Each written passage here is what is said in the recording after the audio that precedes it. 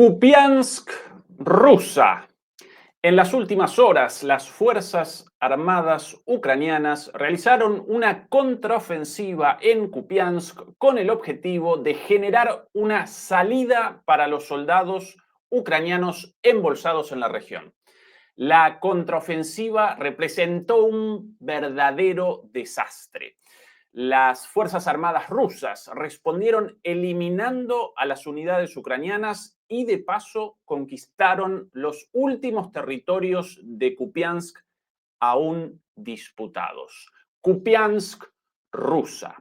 Muy buenas noches, muy buenas tardes y muy buenos días. Desde Buenos Aires, Argentina, comenzamos la transmisión número 286 de Demoliendo Mitos Charlas. Muchas gracias por acompañarnos y recuerden, por favor, ayudarnos con el pulgar arriba contra la censura. Al otro lado de la pantalla nos acompaña el señor Fernando Moragón desde Madrid, España. Fernando, ¿qué tal todo por ahí? Bueno, aquí lloviendo, y cuando llueve, en Madrid, especialmente en otros sitios no, pero en Madrid la gente que no sabe conducir, los madrileños no sabemos conducir con lluvia, pues se montan atascos absurdos, ¿no? O sea, de esto que coges para ir, por ejemplo, a la M30, que es una carretera de circunvalación interna de Madrid, ¿no?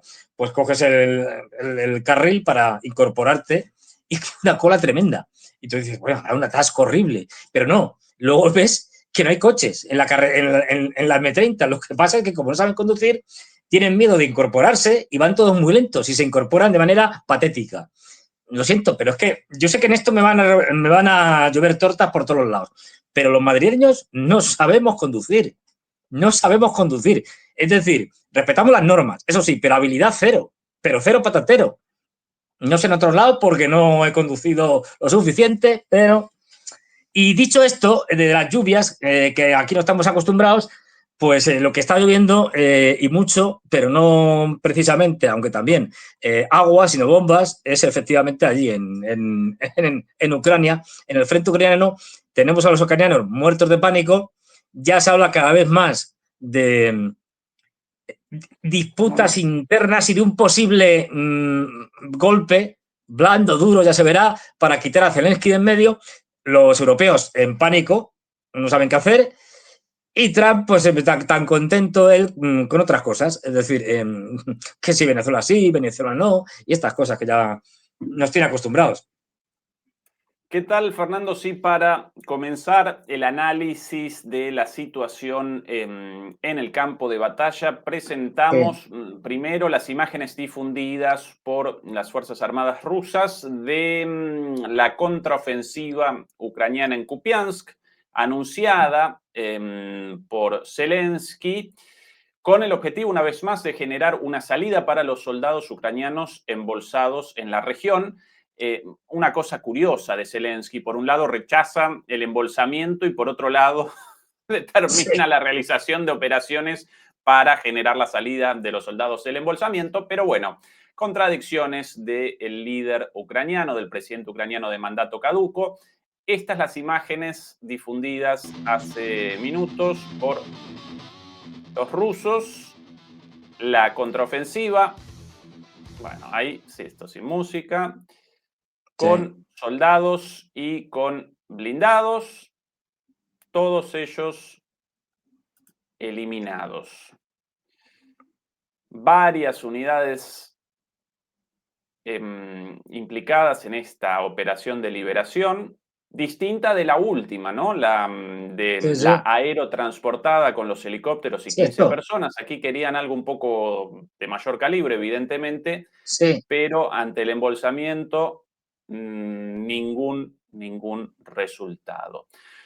Estas las imágenes difundidas. Por otro lado, Fernando, aquí también imágenes de de civiles abandonando Kupiansk en algunas zonas, todavía zonas aledañas a la ciudad, todavía en poder de los ucranianos, aparentemente por el temor a que las tropas ucranianas en retirada perpetren masacres como tantas otras veces, ¿no? A los residentes todavía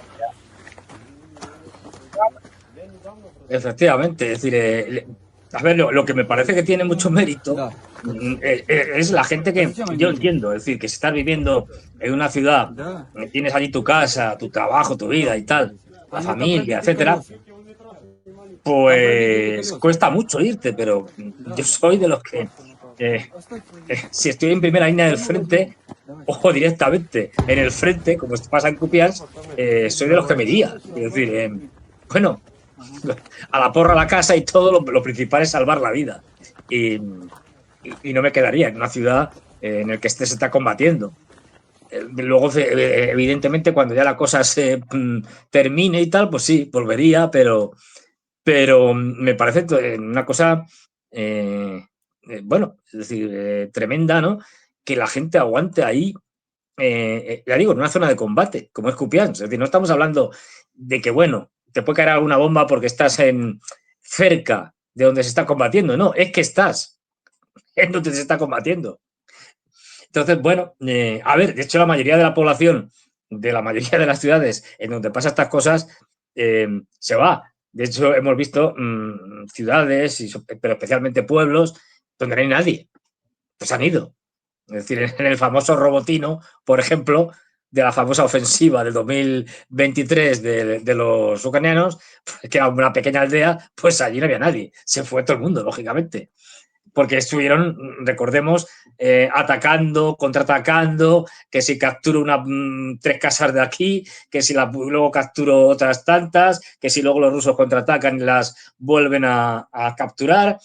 Bueno, esto, quiero decir, pero de luego tiene mucho mérito, es decir, esta gente tiene un aguante y están hechos de otra pasta, tanto ucranianos como rusos. Esto, imagínate, Ezequiel, que tuviéramos que hacer o soportar algo así en Europa Occidental. Alemanes, españoles, franceses, vamos, ni locos. Aquí hay una desbandada, sálvese quien pueda. Esto peor que el Titanic. Aquí todos corriendo y pues eso. Sin embargo, esta gente tiene, no sé, es decir, quizá por la historia, por la cultura, tiene una capacidad de sufrimiento y de sobrellevar las desgracias, como es una guerra, que en Occidente se ha perdido. Esto ya no existe. Por aquí, Fernando, a propósito de la terrible situación de esta gente, por aquí imágenes precisamente de civiles abandonando la región. No las voy a presentar completas por lo terrible, pero sí como una muestra de la barbaridad de bueno, del, de la guerra y por sobre todas las cosas de las Fuerzas Armadas ucranianas con la orden de la destrucción de todo en el repliegue. Estas imágenes captadas por un dron ruso en la altura de la salida de esto. De la salida Terrible.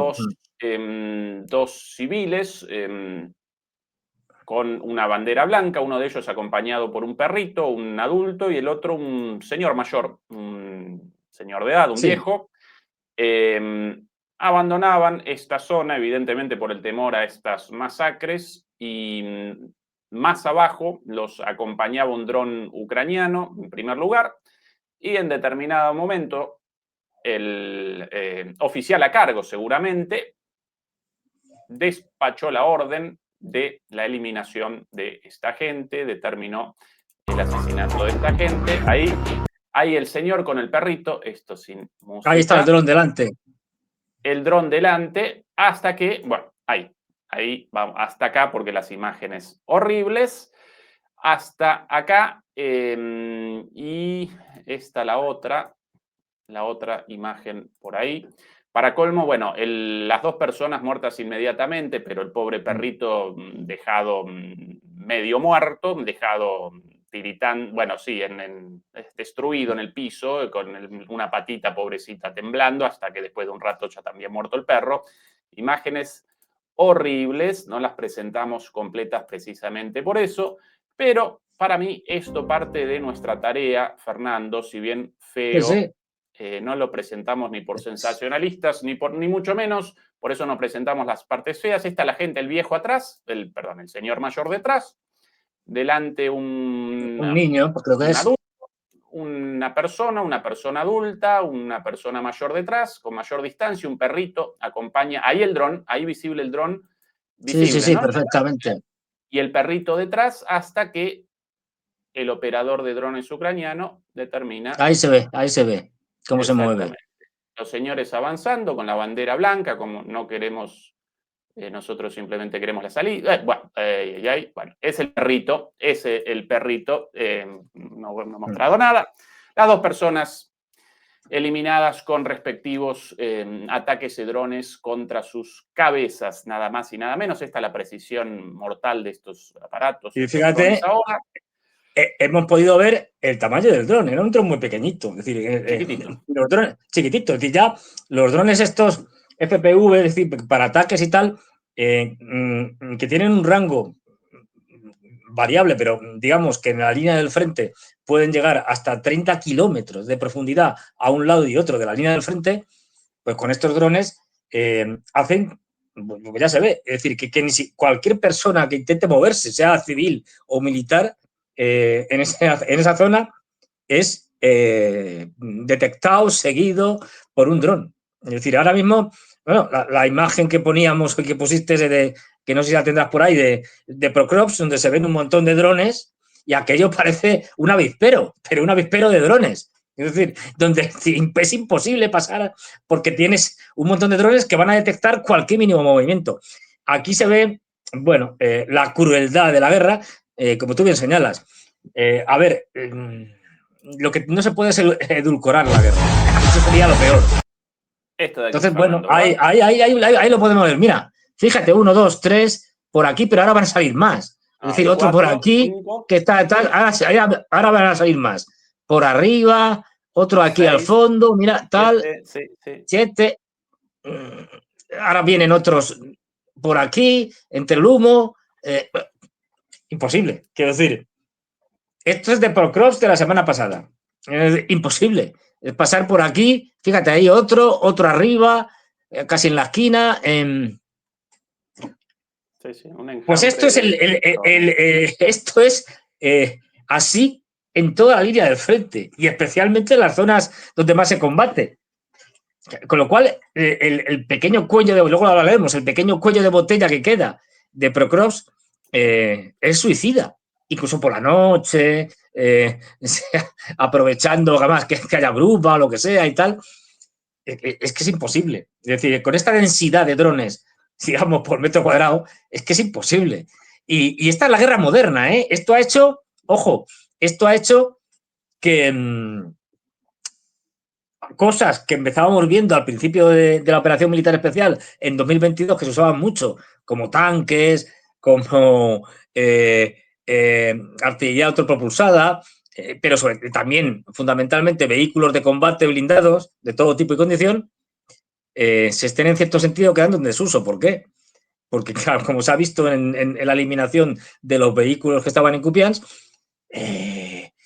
es que son muy fácilmente detectables, son muy lentos y aunque lleven blindaje, te lo van a terminar porque te ataca 1, 2, 3, es decir, drones y terminan inhabilitándolo.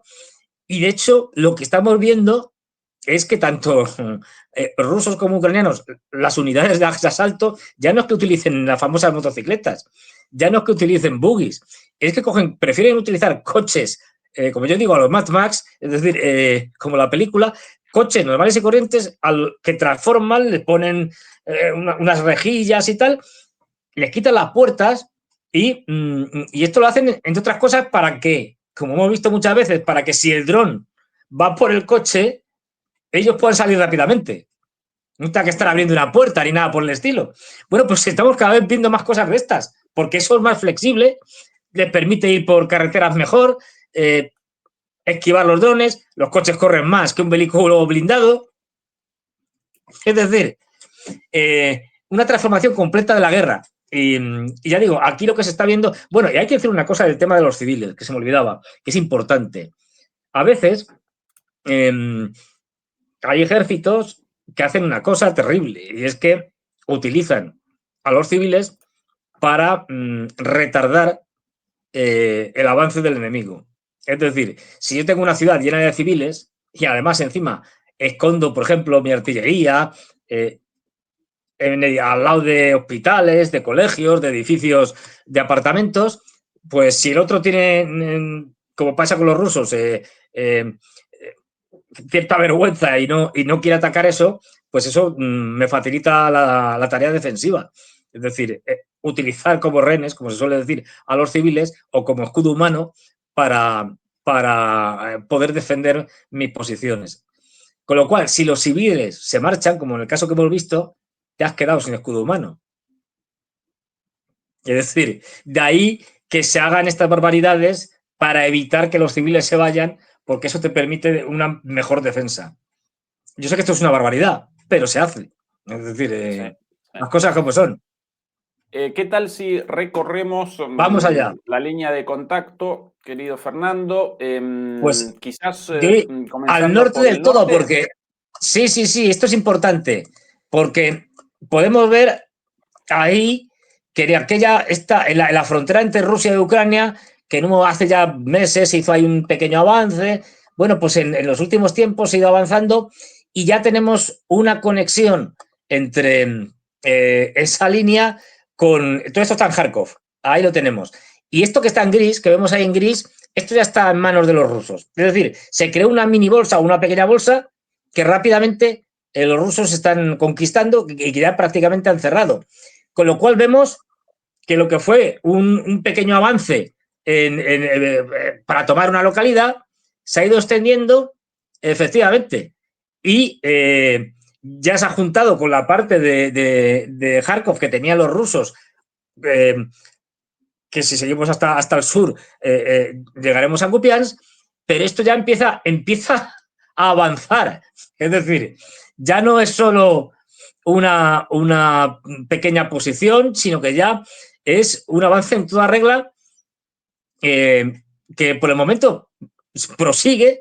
Estos días hemos visto cómo se sigue avanzando hacia la ciudad o la región de Dvorchansk y se han tomado ya varios pueblos y, ojo, este es los típicos sitios donde en principio parece que la cosa no va a mayores, pero que como tienes que mandar tropas y quitar tropas de otras zonas y mandarlas a los sitios ahora mismo más peligrosos y más preocupantes para el ejército ucraniano, como Prokrovsk, como Kupiansk, como Konstantinivka y tal, pues los retiras de aquí o de Sumi y de tal. Y de buenas a primeras esto reactiva mucho el frente y hace que esa parte avance de manera espectacular, siempre teniendo en cuenta que estamos en una guerra de posiciones. Ojo, esto hay que tenerlo ahí presente, que se nos quede en la cabeza que esto puede dar bastante juego, a lo mejor no ahora mismo, no esta semana ni la siguiente, pero poco a poco, ya digo, van creando esta zona de avance y los ucranianos van a tener que reaccionar en algún momento. Pero el problema de los ucranianos, como hemos visto, es que no tienen efectivos, que no tienen suficiente gente. Ya hay presiones que están hablando ya de hacer una movilización general total, incluidas mujeres, vamos, todo lo que sea movilizable, que tenga casi dos patas y no sea un anciano o un niño. Y es debido a que no hay manera de frenar a los rusos, que por ejemplo, esto por fuentes ucranianas, en Prokrovsk, los propios ucranianos estaban diciendo que tenían una superioridad 8-1, los rusos. Es decir, claro, esto se Fernando, una hace. pregunta Dime. sobre este cuadrante, este Sí, esta triángulo esquina, aquí. digamos. Esta Sí, esquina no tan chiquita porque territorialmente enorme, pero sí. sin ciudades de magnitud, sin relevancia estratégica, todo este. No me acompañó el Bueno, ratón. pero Todo este área por aquí, mucho territorio, prácticamente de claro, campos y plano. Ahora bien, mi pregunta es la siguiente. Una vez concluida la captura de Pokrovsk y de Kupiansk, Rusia, sin lugar a dudas, va a realizar una operación en profundidad hacia este área. ¿Cuán masiva? Bueno, eso no lo podemos determinar, pero sin dudas, después de Pokrovsk y Kupiansk comenzará Rusia un avance contra el eje Sloviansk-Kramatorsk, por un lado, con las últimas fortificaciones defensivas, y por otro lado, sin dudas, por aquí también. Es que no En el olvidemos caso una de que cosa. los... la pregunta, Sí, Fernando. En el caso de que los ucranianos deban responder con tropas insuficientes para la defensa de ambas ofensivas rusas. Por un lado, esta de aquí, y por otro lado, la de de Volchansk. Y Sloviansk-Kramatorsk. no, y la de Volchansk. Esto es Bien, y la importante de porque Volchansk abajo también. arriba, en el norte, ¿Dónde porque, es va decir, dónde, claro, puede haber una. No olvidemos que en Volchansk redondeo la está a pregunta? punto de ser tomada, ahí arriba, en el norte, Acá ahí. arriba en Volchansk también. Está a punto de ser tomada y a partir de ahí Bien, van a avanzar. perfecto. Aquí Fijaros en Volchansk que posible también. ahí Bueno, se ve la que puede haber un avance desde dos posiciones en la que los ucranianos no tengan suficientes hombres para poder hacer frente a Volchansk y al mismo tiempo a esta zona, digamos, de Odradne, o como queramos llamarla, porque es uno de los pueblos que tienen, o Milove, es decir, fíjate la posible confluencia. Bien, Es decir, entonces, la la posible pregunta es la confluencia. siguiente. El avance, entonces, sí, Fernando, la pregunta es la siguiente. ¿Van a responder con esas tropas insuficientes a esta ofensiva del norte sin grandes ciudades a la vista, sin objetivos estratégicos, pero con la posibilidad de avances muy profundos sobre campos planos y por ende muy contrarios a la narrativa de los medios occidentales, en todos estos 3 años apenas conquistaron el 20 o el 25% del territorio? Bueno, acá de repente van a poder conquistar un montón de territorios en algo más parecido a una guerra de posiciones, o bien los ucranianos van a responder a la ofensiva sobre el eje Sloviansk-Kramatorsk con muchos menos kilómetros, pero estratégicamente mucho más importantes por las ciudades atrincheradas, fortificadas durante los últimos años, y estos los últimos puntos de defensa de Donetsk. En tu opinión, si vos, Zelensky, ¿cómo respondés? ¿Con la lógica militar de la defensa de Sloviansk-Kramatorsk o con la lógica mediática de la defensa de estos campos sin el más mínimo sentido militar, Fernando? A ver, ya sabemos que lo que quiere Zelensky es publicidad. Entonces va a elegir el escenario que mayor publicidad le dé. No va a utilizar criterios militares. Lo hemos visto en Procros ahora mismo, lo estamos viendo en Kupiansk, es decir, negando la realidad, diciendo, no, pues esto todavía está diciendo que Procros no está conquistado por los rusos. Es decir, siguen todavía,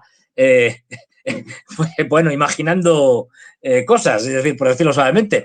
Entonces, bueno, dependerá mucho de eso, de que imaginemos que aquí hay un avance importante y no olvidemos una cosa, que es que, aparte que hay un núcleo aquí que se llama, yo lo pronuncio fatal, como siempre, Prikolotne, que es un núcleo de carreteras, como se ve, que es importante, es que esto recuperaría parte de Kharkov, puede que incluso llegaran hasta el río Donetsk. Y no olvidemos que Kharkov, en el mapa, la ciudad, la segunda ciudad más importante de Ucrania, está no demasiado lejos. Es decir, si hay un avance importante por aquí, empiezan a poner en problemas a Kharkov y a todo lo que desde Kharkov se alimenta, desde el norte, se alimenta a través de muchas carreteras, es decir, toda la logística que va a Kupiansk, bueno, esta ya la tienen cortada, pero que va más al sur, que incluso te llega pues hasta las regiones de Izum, etcétera. Es decir, cuidado, que un avance grande aquí obligaría a los ucranianos a tener que a llevar tropas en gran cantidad para frenar a los rusos. Veremos, es decir, los rusos aquí siempre van a seguir de manera muy prudente, digamos, el bailar a los ucranianos, en el sentido de donde tú te mueves, donde tienes ahora mismo concentrado mayores tropas, ahí no avanzo mucho, ahí, bueno, te mantengo, pero donde tienes pocas, lo aprovecho y avanzo. Y como vas a intentar pararme cuando veas que estoy avanzando en ese sector donde tienes pocas tropas, entonces ¡bum!, vas a llevar nuevamente tropas, es decir, vas a quitar tropas, pues ya tienes reservas, vas a quitar tropas de otros sitios y entonces voy a ver de dónde has sacado tropas para aprovecharlo y avanzar. Esto cada vez va a ser más notable, la estrategia esta de muerte por los microcortes, de las que hemos hablado muchas veces, y desde luego, si aquí hay un avance importante, si por ejemplo se une el frente de Bochansk con este frente de que hace esquina de, se puede llamar Dobrichansky, o Dobrichansky, bueno, pues ojo, tendrían que tomar medidas. Por eso digo que todo va a estar en función, los rusos no tienen prisa, los rusos saben que van a ganar, están haciendo su trabajo y no van a acelerar las cosas por acabar un poco antes, porque no olvidemos, lo que los rusos tienen como prioridad, a diferencia de los ucranianos, es que se pierda el mínimo de soldados rusos.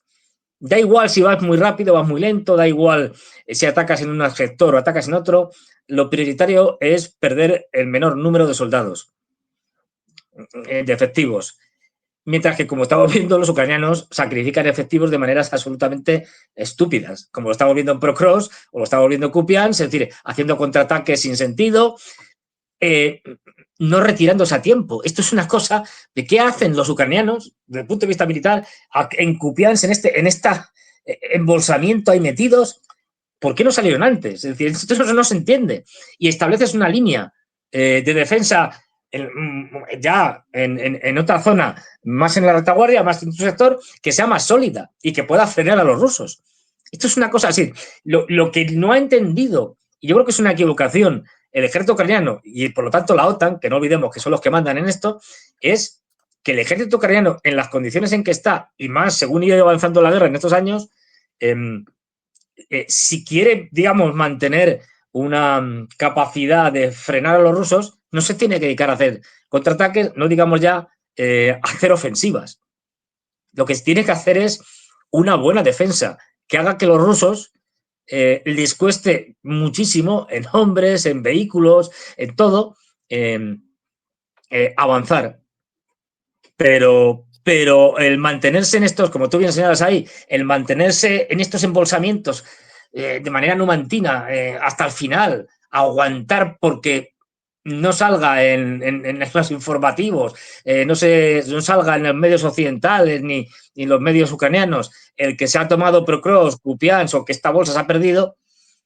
Bueno, de hecho tiene ya críticas internas, incluso de militares, pero públicas, sí. Es decir, que salen en los canales de televisión diciendo esto es un disparate. Los analistas ucranianos o los analistas pro-ucranianos más serios responden a esto que efectivamente desde el punto de vista militar generaría sentido retroceder y establecer posiciones defensivas más sólidas, asentadas, como por ejemplo, más sólidas, como por ejemplo aquí, abandonar esto y generar una línea incluso con la utilización de un accidente geográfico, en este caso de una represa, claro. Pero responden a la vez como Ucrania en realidad carecen de fuerzas armadas propias y el esfuerzo militar ucraniano en realidad aparece supeditado a la provisión de armamento occidental, entonces a la vez Ucrania debe realizar decisiones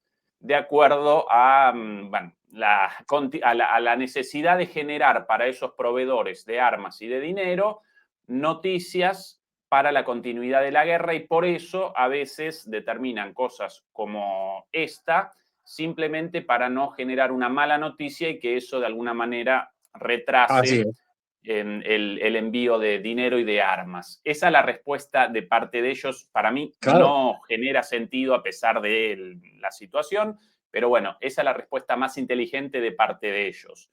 Claro, fíjate que cada vez que Zelensky se reúne con Trump, no puede haber malas noticias. Entonces tiene que hacer cualquier cosa aunque pierda un montón de hombres, pero no puede haber malas noticias y no se puede perder esta posición, este territorio, hasta después de la entrevista con Trump. Esto lo hemos visto muchas veces. Exactamente, exactamente. Bueno, recorremos Kupiansk, Vamos allá, Fernando. vamos allá. Esta la bolsa o las dos bolsas ahora, en realidad. La Sí, bolsa dividida en dos, peor. peor. Es decir, porque efectivamente ahí se ve un entrante, digamos, de color rojo que está dividiendo la bolsa en dos. Y no olvidemos, es que el gran problema es que Kupiansk prácticamente está tomada. La parte occidental está tomada. Recordemos, hay un río en medio que es la parte grande, digamos, de la ciudad. Y luego la parte oriental está cayendo. Ya han pasado el río y están avanzando los rusos. O sea, el Kupiansk está liquidado. No tiene sentido intentar contraataques para retomar Kupiansk. No pueden. Tienen además el río Oxil, que esto es clave. El río Oxil, que ya no hay puentes. Es decir, prácticamente intentan poner puentes de pontones y les dura muy poco porque lo bombardean los rusos.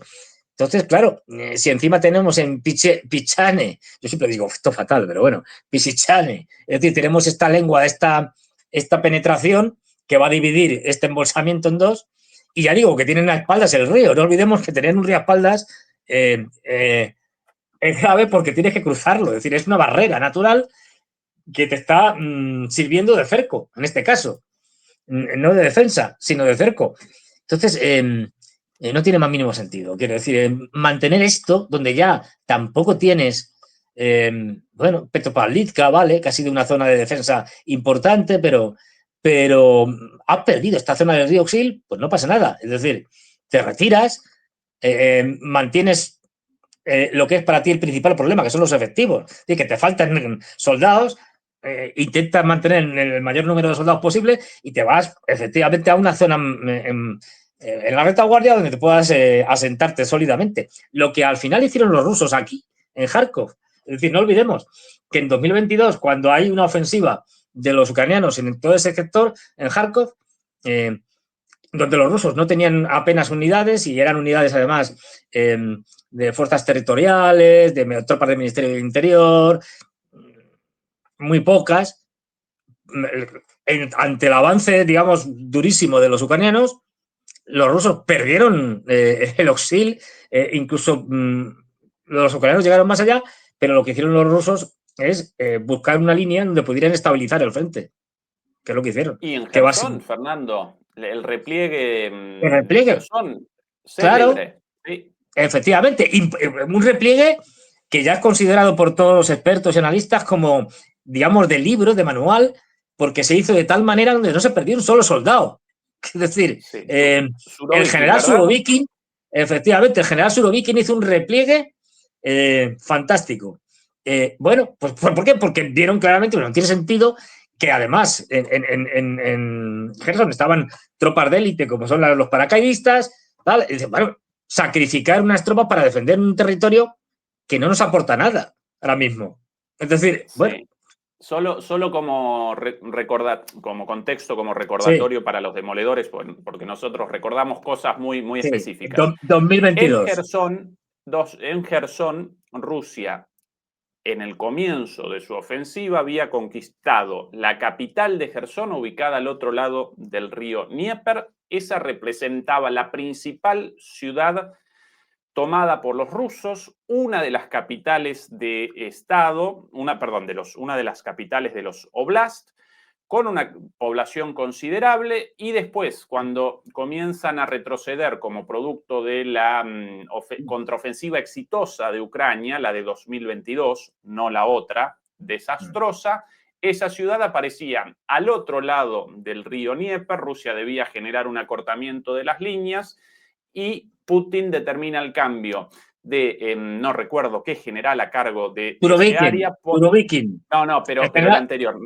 no recuerdo el ah, anterior. vale, sí, Determina el recambio cambia de de un general. general por Surovikin, y Surovikin realiza una decisión difícil pero militarmente lógica. Abandonar esa cabeza de puente en la ciudad más importante tomada por Rusia para generar una barrera con el río y de esa manera un acortamiento de las líneas enorme y establecer el foco en el resto del campo de batalla. Lo ametrallaron en los medios occidentales, lo ametrallaron, sí. Rusia abandona Jersón, qué desastre, no generaron una sola baja, una salida planificada, y a partir de ahí comienza un cambio en el giro, en el sentido de la guerra, porque Rusia acomete una política de guerra de desgaste con toda esa parte del frente cerrada gracias a esa decisión difícil, criticada por los medios occidentales, pero militarmente brillante. Bueno, eso es lo que no puede Ucrania, evidentemente, Fernando, ese tipo de decisiones en estas bolsas. Pero que son las decisiones lógicas, es decir, ante situaciones en las que ya no tiene sentido defender ciertos territorios o ciertas posiciones y que son ya indefendibles. Bueno, pues lo que haces es replegarte, que es lo que hicieron, es decir, un repliegue al otro lado del río. Fíjate que los rusos, además, Jersón, que fue conquistada en el primer día de la operación militar especial, porque esa zona cayó, vamos, sin lucha. Es decir, a diferencia de otros sitios donde la situación fue muy dura y muy difícil para los rusos, ahí, concretamente, cayó sin lucha y, de hecho, en poco tiempo avanzaron hasta Nikolaev y lo cercaron, casi. Es decir, lo semicercaron. Luego, los contraataques de los ucranianos llevarían a abandonar este cerco de Nikolaev.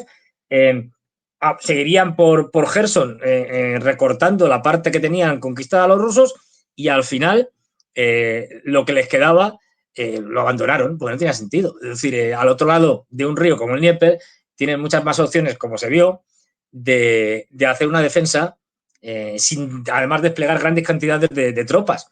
Y ahí vimos también otra de las tonterías de la OTAN, al fin y al cabo, que en última instancia es la OTAN la que da el visto bueno a las ofensivas, a los ataques y tal.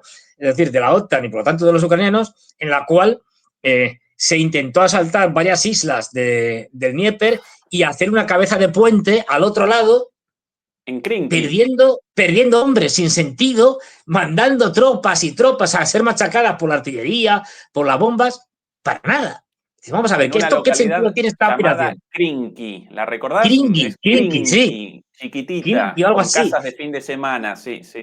Sí, bueno, pues para una cabeza de puente minúscula que no te sirve para nada porque dices, vale, yo puedo atacar, montar una cabeza de puente, incluso aunque me cueste mucha baja, porque, bueno, hacer un rompimiento de una línea siempre te cuesta bajas en general, pero hombre, si tengo unas reservas detrás que van a poder hacer que eso que ha sido una ruptura en una parte del frente pueda agrandarse porque puedo ir metiendo tropas y revelando, revelando a los que están en primera línea, vale, de acuerdo, pero esto, que no tienes tropas suficientes para luego explotar ese avance que has tenido en una determinada posición, esa ruptura del frente, pues no tiene sentido. Es perder hombres por perderlos. La cantidad de videos mostrados aquí de lanchas con ucranianos alcanzadas en el momento del desembarco por los drones, en un momento recuerdo que en esas zonas pantanosas apenas podían recorrerlas por la cantidad de cuerpos acumulados de los desembarcos fallidos anteriores. Una cosa dantesca, sin el más mínimo sentido, terrible. Fernando, ¿qué de la vida de Surovikin? Pues Surovikin le quitaron del cargo. Ahí yo creo que ha influido que Surovikin tiene una muy buena relación con una persona que todos conocemos, que era jefe del grupo Wagner. Un señor con un accidente en un avión, ¿no? Sí, efectivamente. Entonces, tenía muy buena relación, digamos que estaban en su línea y claro, lo quitaron del medio, lo mandaron a África. Ya ha estado bastante tiempo, no sé ahora mismo, pero ha estado bastante tiempo, puede que siga, digamos, teniendo diferentes papeles en África, que recordemos, en África estaba fundamentalmente el grupo Wagner en diferentes países. Wagner ha dejado de existir y lo que estaba en África se ha reciclado a lo que se llama actualmente el Africa Corps, el cuerpo africano. pero son fundamentalmente ex-Wagner reconvertidos en soldados del ejército regular, digamos. Sí. La referencia de Fernando a Prigozhin, el líder de Wagner en su momento, creador y líder de Wagner, luego enemistado con el gobierno ruso y bueno, en realidad primero con una disculpa y una segunda oportunidad y recomenzó, ¿no?, con sus andadas y finalmente, bueno, accidente de avión. Ahora, Fernando, una cuestión sobre Sí. Surovikin. Que ahora, ¿no?, deliberando, si yo, Maduro, si yo, venezolano, yo lo habría llamado a Surovikin uno de los mejores exponentes de la estrategia militar del mundo, no solamente el responsable de ese repliegue en Jersón, La sino línea el Surovikin. cerebro de la línea Surovikin. Yo lo habría llamado, si en realidad no determinaron la muerte de Surovikin por su genio militar, si no, ya lo habrían despachado. Entonces, mejor puesto en otro lugar y listo. Yo, en el lugar de Maduro, lo habría llamado a Surovikin hace 1 o hace 2 años, apenas sacado de ahí, y más ahora, con la amenaza estadounidense, y lo establezco como comandante en jefe de las defensas venezolanas o como estratega para generar una línea de defensa contra Estados Unidos, si era un genio militar. Bueno, pero claro, sigue siendo general ruso en ejercicio. Quiero decir, una cosa es que lo hayan mandado a otro sitio, es Pero decir, Putin y que lo manden a convalidaría una África, cosa así. Pero en Venezuela, sí, ya, pero para Putin todo ganancia. tendría que dar permiso a Putin y decir, bueno, licénciate con honores, digamos, o pasa a la reserva y entonces pues, te puedes ir, ¿no? Pero tiene que ser Pensemos con el esta permiso. fantasía, Fernando. Comienza una invasión en Venezuela y de repente, a la espera de los Marines estadounidenses, una línea Surovikin hecha por él mismo, pero con soldados venezolanos, con la efectividad de la línea Surovikin contra Ucrania. Es que, no lo sé. Carnicería, A ver, Trump yo pienso, arruinado. fíjate lo que te digo, a ver, tampoco conozco la geografía de Venezuela lo suficiente como para poder eh, eh, ver qué opciones hay, pero a ver, yo creo que nunca se sabe, con Estados Unidos hacen las cosas más absurdas, con lo cual nunca se sabe, o sea, pero en principio yo creo que nadie que tenga un mínimo de criterio en Estados Unidos, en el Pentágono, entre los asesores de Trump, va a decir, venga, invadimos Venezuela, la ocupamos y luego ya veremos qué hacemos. Y luego ponemos a Corina Machado, a Guaidó o a quien sea. Yo creo que esto no se le pasa a ninguno, porque sería un desastre para Estados Unidos. Es decir, esto no, como no ha funcionado en Irak, en Afganistán, yo creo que de eso han aprendido un poquito ya lo que es invadir y ocupar, como que no. Vamos, ningún sitio. Las opciones yo creo que ahora mismo son otras. Que una, la más dura, sería desde el punto de vista militar, pero que ahí Venezuela tiene difícil defensa, porque vamos a atacar los centros militares, estratégicos, etcétera, y esto lo van a hacer desde mucha distancia. Acordémonos de los famosos Tomahawk que te lo lanzan desde 1600 kilómetros. Luego ahí las defensas venezolanas no tienen nada que hacer, porque si bien ahora les han mandado los rusos, Pansir, tal, no sé qué, pero no tienen, digamos, el sistema defensivo completo por capas. Es decir, los rusos tienen un sistema defensivo que va desde sistemas para destruir misiles, lo que sea, aviones, tal, corto alcance, medio alcance y largo alcance. Y para eso tienen diferentes sistemas que funcionan por capas y van atacando lo que les viene encima a diferentes distancias, para que nos entendamos. Y esto Venezuela no lo tiene. Entonces, yo creo que ahí, a ver, incluso se le puede ocurrir hacer una operación para cargarse a Maduro, al presidente Maduro. Puede ser. Yo creo que lo De que van a acuerdo, yo intentar. de acuerdo en todo. Ahora, con un activo como Ya, Surovikin, y acá por ahí un comentario muy inteligente de Tito Lidia a ver, 68, de las distintas características de las Fuerzas Armadas de Venezuela, las distintas características del territorio. Yo de acuerdo en todo. Ahora, si Surovikin disponible, esto como un Messi libre de equipo. Yo lo llamo ¿sabes? igual, Fernando, pero bueno, esto ya es una Sí. cuestión un poco No, pero fantasiosa. ahí tienen la persona que escribe esto con toda la razón del mundo. Evidentemente, Venezuela no tiene nada que ver con los escenarios de Ucrania o de Rusia, estamos en una zona tropical y tal, tienen esa ventaja. Es decir, tienen la ventaja de tener las selvas como el Orinoco, etcétera, en torno al Orinoco, donde es muy difícil para un atacante atacar, por ejemplo, a un sistema de guerrillas, que te va a Sí. desgastar. Aquí también dicen una cosa interesante. Una pregunta de Tito Rodríguez, que nos acompañó en la reunión con demoledores Mm, aquí en Buenos Aires. Esta, por cierto, nuestra última transmisión desde Buenos Aires, el próximo mm. viernes con con Juan Antonio Aguilar desde Berlín nuevamente. Gran charla en Buenos Aires. Pregunta, luego de llegar los rusos al Dnieper, ¿qué harán? Como dice Daniel Stulin, a Rusia hoy le falta el marco ideológico que justifique su acción.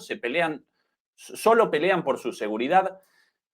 Interesante la pregunta. Vamos abandonando el tema del frente Bueno, de a ver, batalla. Ahora lo vamos. va. Pero la respondemos porque si no, La respondemos rapidito, sí. La veamos, respondemos a ver, rápido. eh, en Rusia se está creando una ideología. Ya hay una base, veremos a ver cómo acaba, pero evidentemente con componentes nacionalistas, como todo tipo de ideologías, donde, vamos, digamos, modernas, y donde además se está creando una idea de cultura que va más allá de civilización rusa. Esto a mí no me convence mucho, pero lo están elaborando, donde había unos elementos históricos diferenciales que harían que Rusia no fuera ni Europa ni Asia, fuera algo distinto. Bueno, veremos qué recorrido tiene. Es decir, esta idea, ¿no? Pero ya digo, hay un nacionalismo ruso, eso siempre lo ha habido, es decir, y se potencia. Está la Iglesia Ortodoxa como elemento también distintivo, aunque haya también otras religiones. Bueno, la idea de una Rusia siberiana, es decir, que el ruso de verdad sería el ruso siberiano frente al ruso europeo.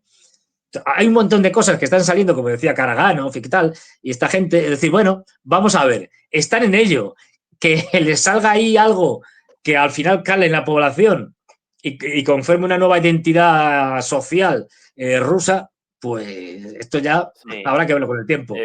Para mí, mucho más importante que la conquista de más territorios una vez Sí. conquistados todos los territorios hasta el río Dnieper, algo nada sencillo.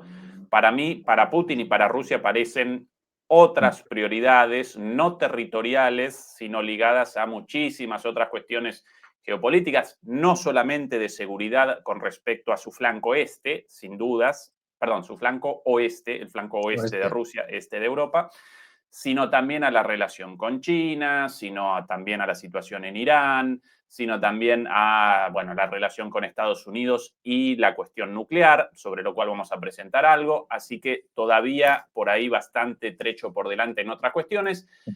¿Qué tal si presentamos, querido Fernando, Pokrov Vamos. ya, Kupiansk ya listo, ¿verdad? Podemos, Bueno, Vincenzo. tenemos, si bajamos más hacia el sur, muy importante y que estamos viendo avances prácticamente todos los días en el sector de Liman, digamos, que es la parte ahí fundamental,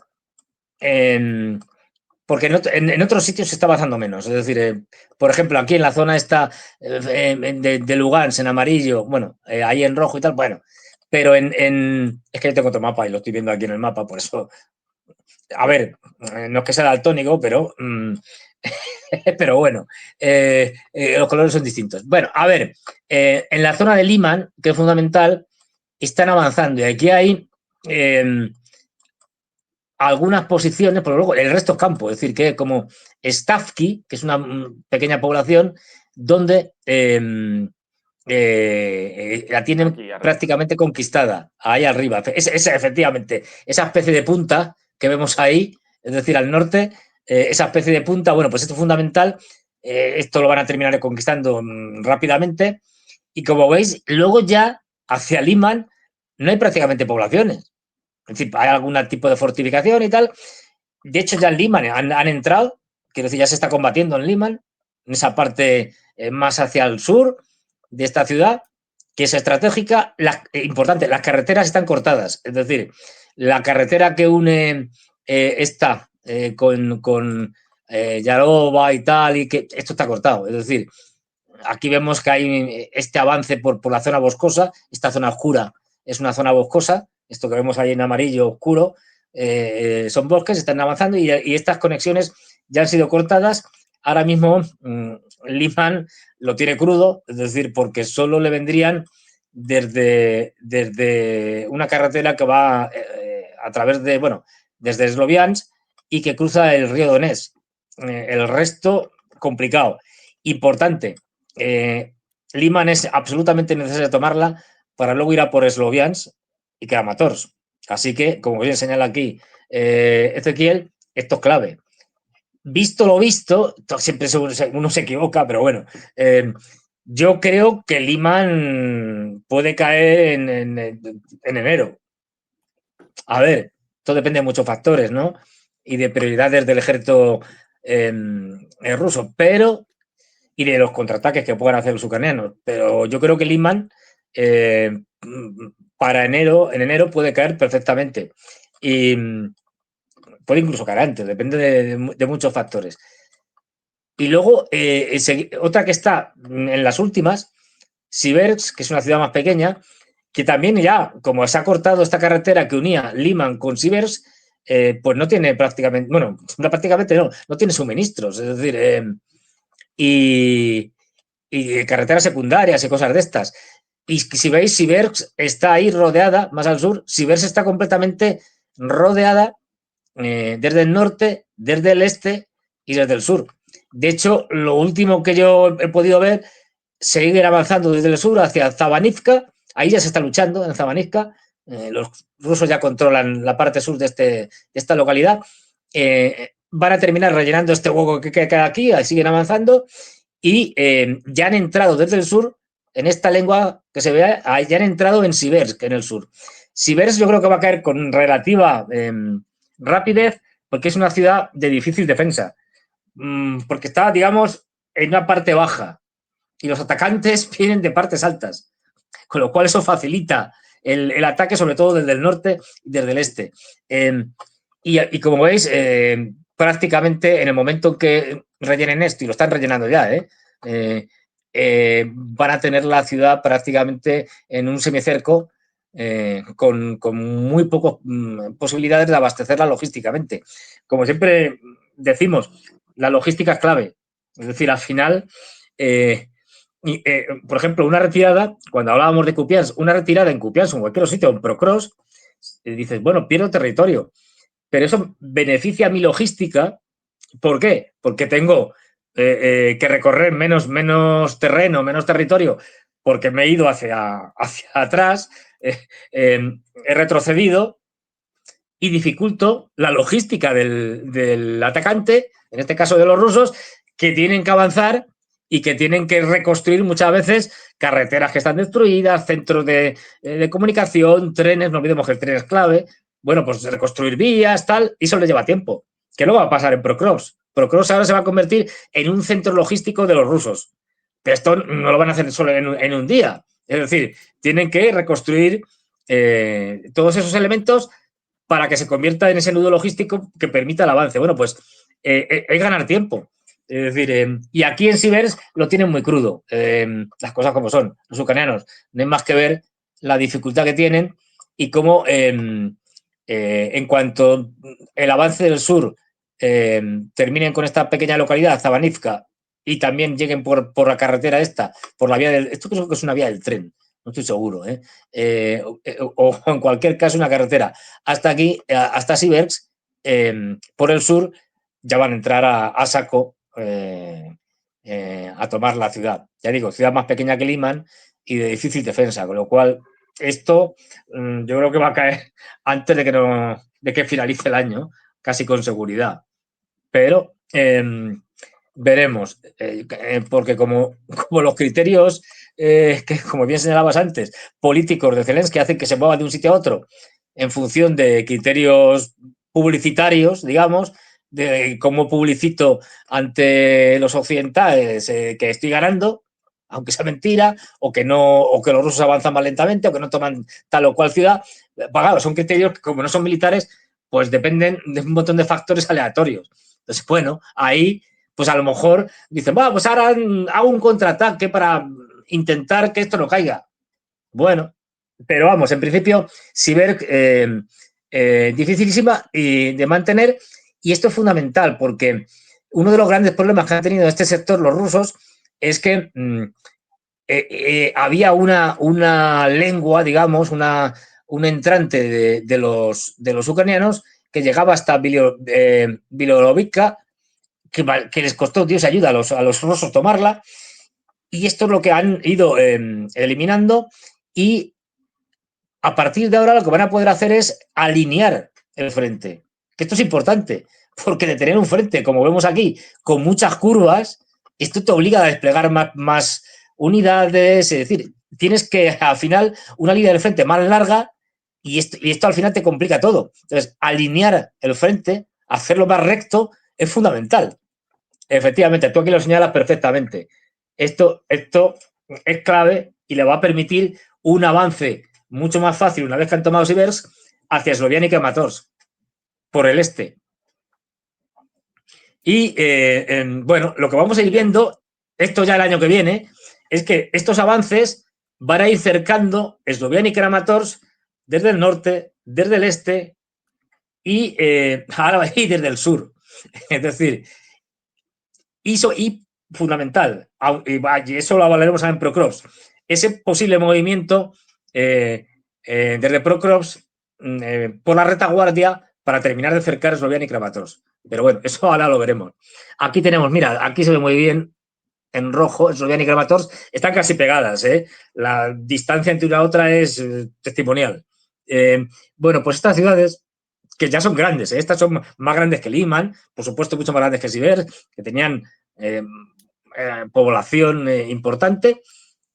Bueno, pues aquí, como estamos viendo, va a ser atacada desde el este, cuando tomen Liman desde el norte, y luego hay un movimiento que pueden hacer desde Procrops, que es por la retaguardia a avanzar para terminar de cercar, sobre todo cortar la logística de estas dos ciudades y hacer que prácticamente no puedan ser abastecidas. Y a partir de ahí ir estrechando el cerco hasta que caigan. Estas son los dos huesos duros, digamos, de Donetsk. Esto sí que cuesta.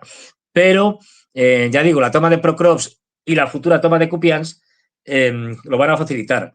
En Kupiansk, que justamente sería este avance que vendría del sureste, más o menos, ahí en Kupiansk, a ver, ahí en Un Kupiansk, segundito, un pequeño problema sí. con el mapa. Ya lo presentamos de nuevo, querido Fernando. Bueno, pues la zona de Kupiansk, Kupiansk, perdón, yo estoy fatal de la cabeza. Konstantinivka. Konstantinivka, Se me sí. va esto no puede ser. Konstantinivka, que está más al sur. Bueno, pues ahí lo que estamos viendo es una penetración desde el este, en donde ya se está luchando en esa parte y se ha conquistado una pequeña parte de Kupiansk. Joder, como Kupiansk, qué manía, con Konstantinivka, es decir. Konstantinivka.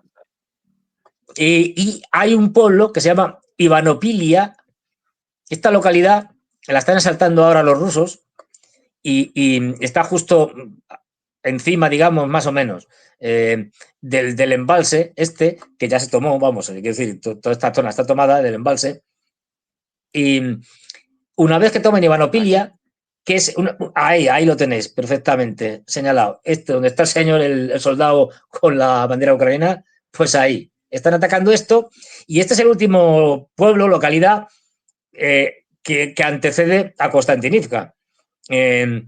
Con lo cual, una vez que tomen esto, se plantan directamente ya en Konstantinivka, en las afueras de Konstantinivka, y empiezan a entrar también desde esta línea, reforzando esta penetración que viene desde Predichene y de ¿cómo se llama esta localidad?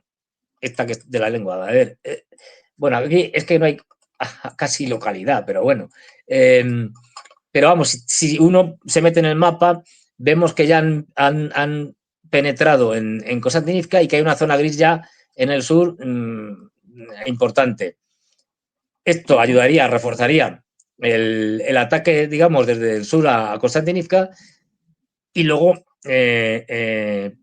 posteriores avances que vendrían desde Chasilyar, que está más al norte, y avances desde la zona del embalse, pero la zona no de la derecha, sino de la izquierda, es decir, del oeste. Y la idea básicamente es que, claro, una vez tomada Konstantinivka, ya solo queda una gran ciudad para llegar a Eslovenia y Kramatorsk. Es decir, esto llevará tiempo, esto es para el año que viene, ¿eh? Pero una vez que se tome Konstantinivka, el siguiente avance es hacia Duzkivka, que está en esa línea, efectivamente ahí lo señala perfectamente Ezequiel en el mapa, y una vez que se tome Duzkivka, ya solo queda Eslovenia y Kramatorsk. Kramatorsk más abajo, más al sur, Eslovenia más al norte. Esto es lo que se está haciendo. Pero ya digo, esto es para el año que viene, ¿eh? Quiero decir, esto no va a pasar ahora, en estos 2 meses, menos de 2 meses que quedan. Pero ya digo, en Konstantinivka ya se está luchando y se va a ir avanzando en la conquista de esta ciudad, que va a caer. Podemos especular si cae en enero, febrero o cuándo, pero va a caer. Esta ya no tiene remedio. Y luego ya tenemos, esto es importante, podemos irnos a Savkove, el famoso lengua que hicieron los rusos, el famoso ataque que les llevó ni más ni menos que a la carretera que conectaba Dobrofilia con Kramatorsk, si mal no recuerdo. Es decir, bueno, pues esta carretera, efectivamente con Kramatorsk, hicieron un avance, si te acuerdas, a principios de agosto, sí, los rusos, que llegaron a esta carretera y a partir de ahí los ucranianos entraron en pánico y se han dedicado desde entonces, con un coste enorme, porque han dedicado un montón de unidades a ir deshaciendo, conquistando, reconquistando este entrante que hicieron los rusos y ahora ya no existe el entrante. Es decir, están aquí en Sakove, que es una ciudad muy importante que no han podido tomar los rusos, y ellos han ido deshaciendo este entrante, pero claro, dices, bueno, se entiende desde el punto de vista del peligro que suponía, pero les ha costado una cantidad de tropas y de unidades eliminando los territorios conquistados por los rusos enorme.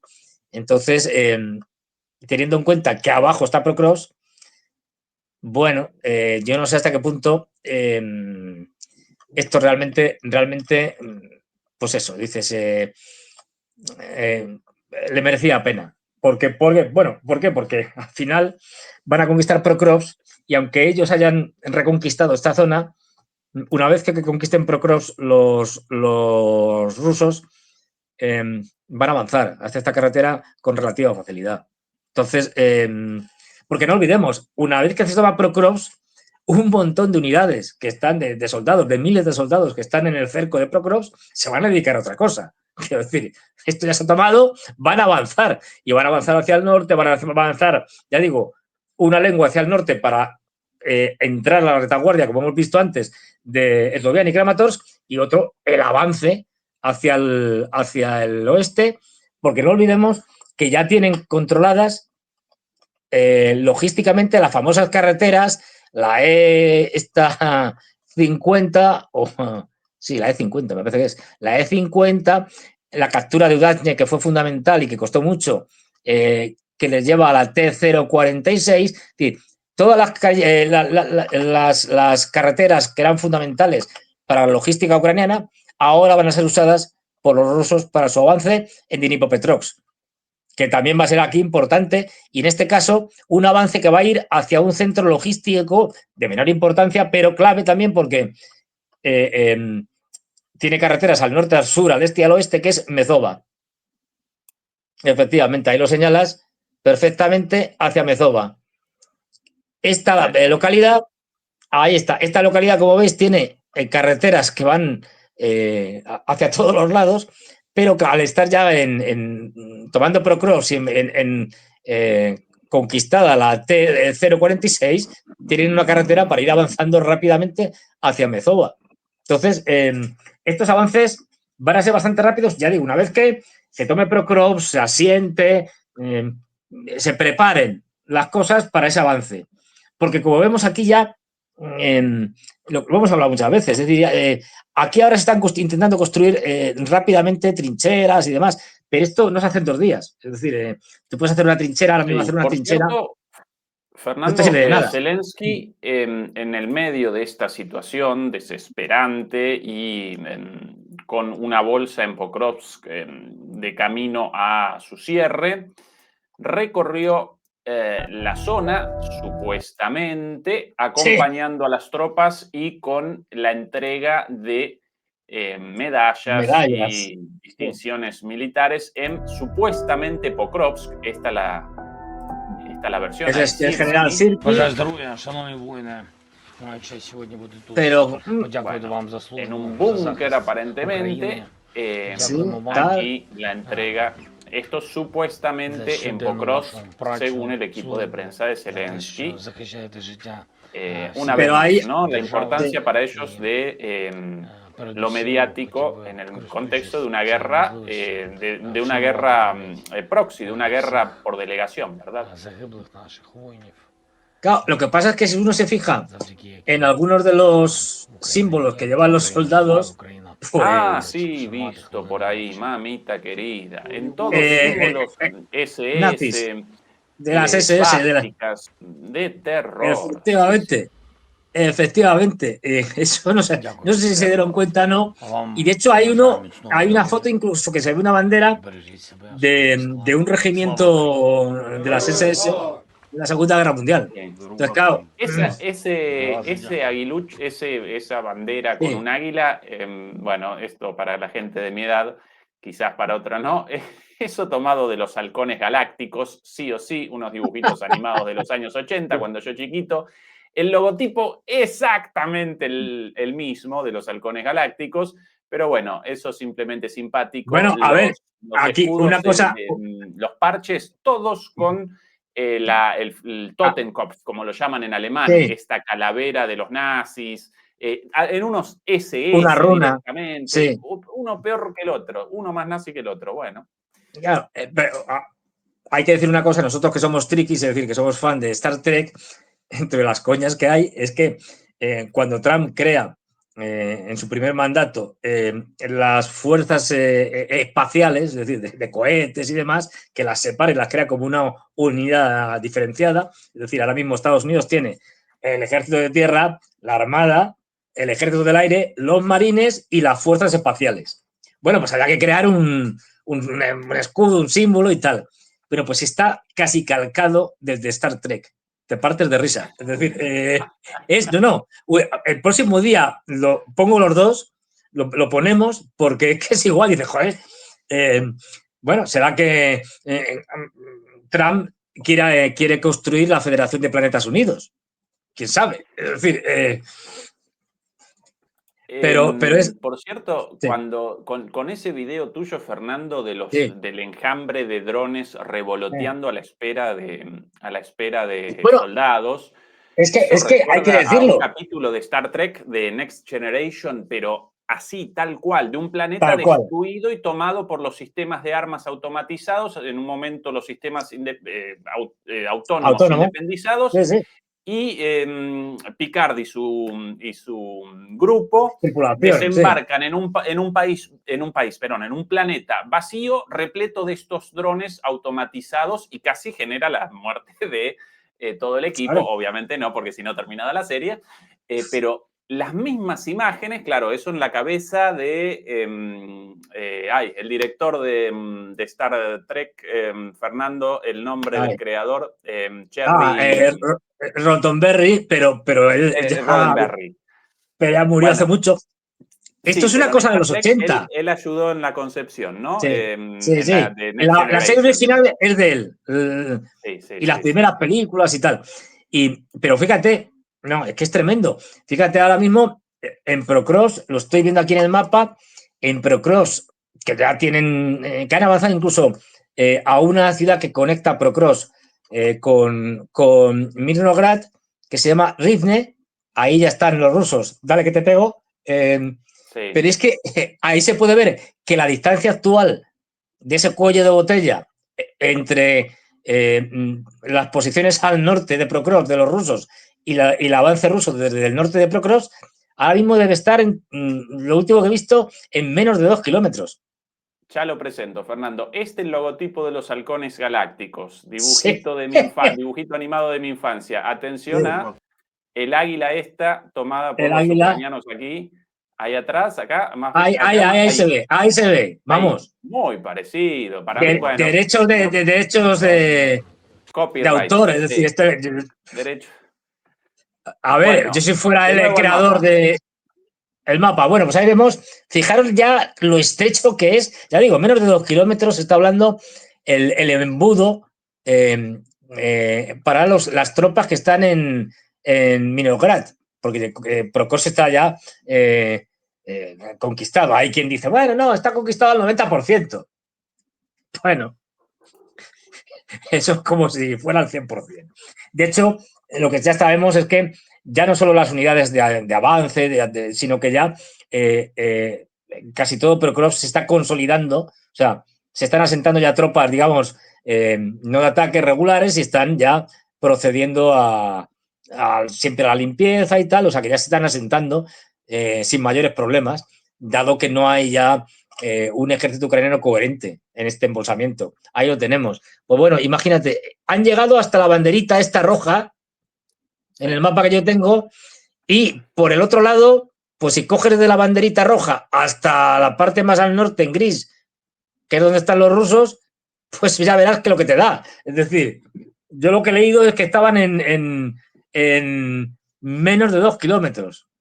Algo menos de 2 kilómetros. Es decir, Y 2 kilómetros acá, Fernando. Si esto tomado realmente por los rusos, acá sí, el pedacito de salida, lo tengo yo en nada. rojo en Surimac o Suriac Map, nunca me acuerdo cómo es, que es conservador, es decir, que no es un tipo que se pone ahí, no, lo revisa y tal. Sí. Estas imágenes, ahí medio chiquitito a la vista, pero es el Claro, mapa de Suriac. Ahora lo sí. presento un poquito más grande, Fernando. Ahí fíjate que esto es un embudo, pero un embudo de los gordos. Bien, aquí el otro mapa mencionado por Fernando, el de Suriac, por cierto, también bastante conservador, bastante neutral. Sí, por eso digo que no es un tipo que de buenas a primeras dice, he oído que han conquistado esto. No, fijaros lo que es el embudo que queda. Es decir, es decir, una pequeña franja de tierra por la que es casi imposible salir. Es decir, fíjate. Ya digo, menos de 2 kilómetros es lo que están diciendo. Imposible. Es un cerco absoluto. Por ahí, ni siquiera individualmente, por la noche, ya digo, buscando las mejores condiciones, los drones te van a permitir. O sea, tienes que tener mucha suerte para poder salir de ahí. Y ahora mismo lo que hay ya es una situación de absoluto descontrol de las unidades, un intento de retirarse, pero claro, aquí ya no queda otra. Aquí o te rindes, como ya hemos visto, o te matan. Una de dos. No puedes salir ya de esto. Ya digo, a lo mejor un soldado individual, si tiene mucha suerte, puede pasar. Pero así, es decir, pero esto, bueno, pues esto es lo que hay que evitar. Esto todavía no sabemos porque hay cifras bailando. Yo he oído de todo, de cuánta gente está encerrada aquí. No lo sabemos, ¿eh? Hay quien dice de unos cientos, es decir, 600, tal. Hay hasta quien dice que 10.000, que me parece una barbaridad. Es decir, no creo que haya aquí 10.000 metidos, pero 1.000 y pico, no lo sabemos. Es decir, bien, es decir, vas a perder unas unidades sin sentido. Porque ya digo, por aquí ya no se puede salir en la práctica, aparte de vehículos que tengan, artillería, lo que sea, todo eso se va a quedar ahí y esto es un desastre. Un desastre evitable. Porque aunque estés en inferioridad, como decíamos antes, de efectivos, de armamento, etcétera, bueno, siempre puedes retroceder e irte a una mejor defensa porque, bueno, has sostenido Procross durante mucho tiempo, mientras ha sido posible, pero llega un momento en que no es posible por la superioridad en armamento y en efectivos de los rusos. Y en capacidad, y porque los rusos tienen aviación y los ucranianos no, en la práctica. Tienen unos F-16 que les sirven para lanzar de vez en cuando alguna bomba o algún misil, pero poco más. Es decir, entonces, bueno, llegar a esto, un desastre. Las críticas contra Sirski y contra los generales por parte de los soldados, muchísimas. En los medios ucranianos se está viendo cada vez más críticas de soldados que escriben y tal diciendo que esto es un desastre, que los comandantes son unos cobardes, han salido huyendo cuando podían y los han dejado tirados, es decir, y cosas de este tipo.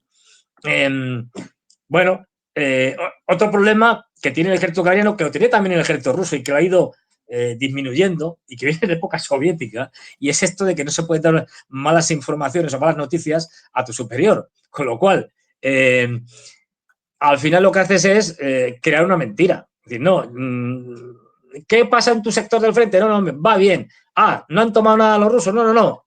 Mentira, sí. Lo han tomado, pero como no puedes dar malas noticias, te lo inventas. Esto va creando... Bueno, en Occidente, Fernando, sí. El problema en cuanto a las malas noticias, otro. Sí. Recordarás la secuencia vista en todo el frente a lo largo de los 3 años de guerra. Primero, los ucranianos realizan avances, querían, ¿no?, las vacaciones en las costas de Crimea. Después, bueno, no estamos realizando avances, pero los rusos tampoco. Después de esto, bueno, el escenario parece estancado. Y después de un tiempo, sí, retrocedemos un poquito, pero con muchas bajas rusas.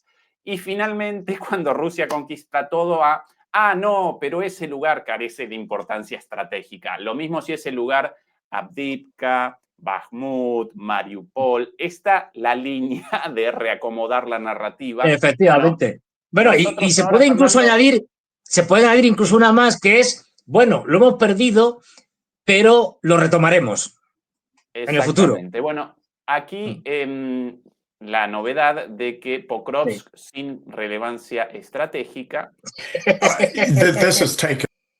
el señor Richard Sheriff, una cosa así, ex comandante supremo adjunto de las fuerzas aliadas en Europa de la OTAN. Muy neutral. Británico, obviamente, explicando, como siempre muy flemático el señor, explicando la irrelevancia de Pokrovsk. Atención. Well, thank you for having me. This has taken, the Russian effort in Pokrovsk has been going on for well over a year and resulted in the expenditure of huge numbers of Russian. Bueno, muchas gracias por la invitación. Comienza este señor. Los rusos estuvieron combatiendo aquí durante más de un año y les ha costado enormes costos en vidas humanas. Casualties. And the Russian advance has been literally at a snail's pace. It has taken them eons to get where they've got to. Y el avance ha sido literalmente a la velocidad de una babosa o de un caracol, mejor dicho. Les ha tomado añares conquistar estos territorios. Why are they so focused on it? Because it's there, because they've expended a huge amount of effort in doing so. And this is a classic case of, in a sense, reinforcing, rather than reinforcing maneuver. ¿Y por qué, por cierto, lo están tomando? Bueno, porque les ha tomado, porque han invertido tantos recursos que no pueden dejarlo y porque sencillamente esta ciudad está ahí, delante de ellos. Success. It's a case of continuing to batter their head against a pretty substantial Ukrainian brick wall. Es un típico caso de golpear y golpear la pared con la cabeza contra una pared de ladrillos defensivos ucranianos. And they will go on in a sort of wooden-headed way to do so until they've got it. And even then, once they've got it, what will it profit them? Frankly, not a great deal, except for a Pyrrhic victory and some smoking. Y por cierto, cuando lo tomen, después de tantos intentos sin el más mínimo sentido, apenas les dará beneficio desde el punto de vista estratégico, no tendrá ninguna relevancia para ellos. ruins. But Ukraine really doesn't want to give up on the city either, right? They're sending in special forces. How big a blow would losing Pokrovsk be for them? Y responde la periodista, esto en Deutsche Welle, evidentemente Deutsche Welle en inglés, responde la periodista sin mucho conocimiento, pero los ucranianos también están perdiendo muchas unidades, están mandando muchas defensas, evidentemente los ucranianos no quieren perder esta ciudad. Claro. Desde el desconocimiento, pero bastante sentido es que es común, obvio. la periodista. Es que es obvio, es decir. Pero este señor, este maestro del Sí. contorsionismo dialéctico va a responder algo fenomenal. Atención. Well, clearly, Ukraine would rather not lose it. But at the end of the day, in any battle, in any campaign, you have Bueno, claro, los ucranianos preferirían no perder este lugar, pero al final del día, to give a bit, you have to take a bit. And of course, Ukraine has been moving forward as well. pero para ganar territorios también hay que perder territorios y los ucranianos han estado avanzando mucho en otros lugares. ¿Dónde? En Marte. So en it's Marte, not, the creo. Russians have not all had it all their own way. And Ukraine is making it extremely difficult for the Russians. So it's not over yet.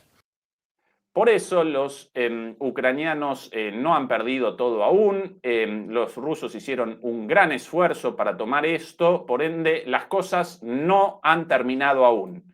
Continuará, Sí, sí. Fernando, la tuya, la de recién, en el futuro. Sí, no, es que, claro, es delirante. A ver, yo entiendo que este señor, que es un excomandante de la OTAN, es decir, un militar británico y tal, pues tiene que hacer el papel que tiene que hacer.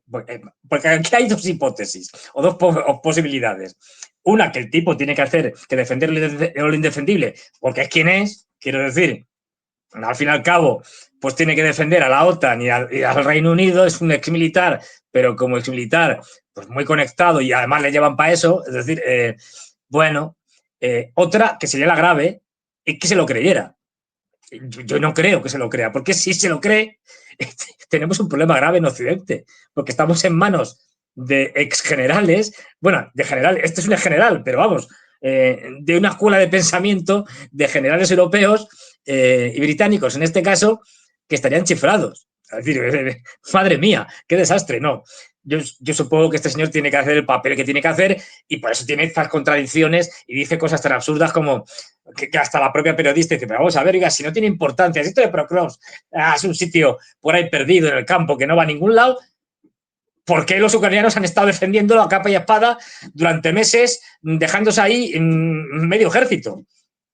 Oiga, pues no, bueno, sí, pero a ver, hombre, no, los ucranianos querrían no perderlo, claro, hombre, al fin y al cabo es ucraniano y tal, pero es que son cosas tan evidentes que hasta alguien que no sabe se da cuenta de que le está mintiendo como un bellaco. Es decir, y luego, pues, bueno, lo del final, esto, no, bueno, pero vamos a soltar una mentira. Es decir, al final de lo que se trata es de contar medias verdades, algunas mentiras muy gordas, con alguna que otra verdad. Entonces te lo mezclas, haces un batiburrillo ahí y lo sueltas. Es decir, y entonces dices, no, bueno, pero están avanzando en otros sitios. Bueno, sí, lo que os he contado.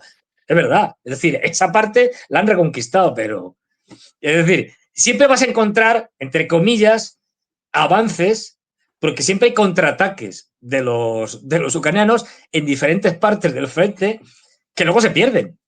Es decir, pero bueno, efectivamente hay un contraataque en el que capturas un pueblo y luego los rusos, pues al cabo de poco tiempo te lo van a reconquistar. Pero bueno, entonces pues sí, pero vamos, esto es delirante y es propaganda pura. Pero claro, el problema no es que este señor diga estas cosas, dice, bueno, pues esto lo dice uno, que es que tiene que hacer la labor que tiene que hacer. Es que lo dicen todos.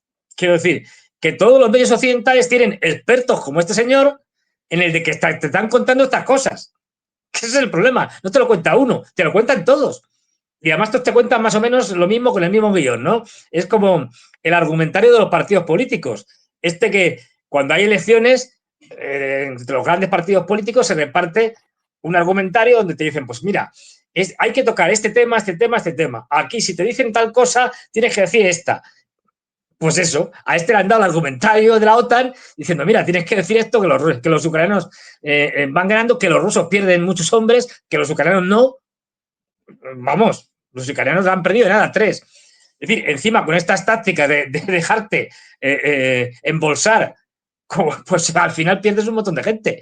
Pero vamos, pero es que es tan delirante que dices, vamos a ver, evidentemente los rusos, a pesar de que sean muy conservadores para no perder efectivos, están atacando. Todo el mundo sabe que el que ataca tiene en principio más bajas que el que defiende, salvo en circunstancias especiales. Aún así, lo que se está viendo es que las bajas que tienen los rusos, bajas, no muertos, es decir, hay método heridos, los están recuperando bastante bien. Es decir, el número de heridos que luego que puedes evacuar del campo de batalla y que luego pueden volver otra vez al frente es alto.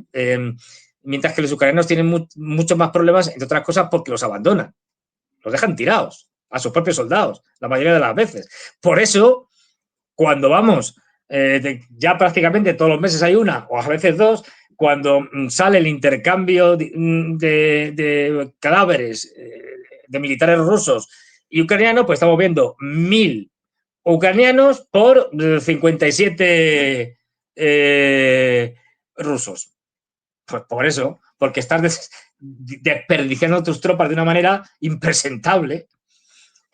Bueno, pues esto bueno, no te lo van a contar, tienen otra narrativa, tienen que contarte que los ucranianos están ganando y si no están ganando pueden ganar en el futuro, no sé, dentro de un siglo, de 2, quién sabe, pero ganarán. Bueno, pero a mí es que me hace mucha gracia, es decir, pero vamos, esta gente, bueno, pues hay que entender que este señor es un propagandista. Entonces, pues, a ver, tiene mucho mérito enfrentarte a las cámaras de una televisión para contar una ristra de mentiras enorme. Quiero decir, y no, que no te rías, que no te, yo qué sé, es decir, y muy poca vergüenza, ¿no? Porque al final esto va a ser un descrédito. Lo que pasa es que, bueno, como se consume la noticia muy rápidamente, al final este señor no se acordará a nadie. Pero es un descrédito. Es decir, si alguien alguna vez te saca el vídeo dentro de un año, de 2 o de 3, oiga, pero usted estaba diciendo estas barbaridades. Pero esto es lo que hay, ¿eh? El problema es ese, es que esto es lo que nos cuentan en todos los grandes medios de comunicación de Occidente, aquí en Europa.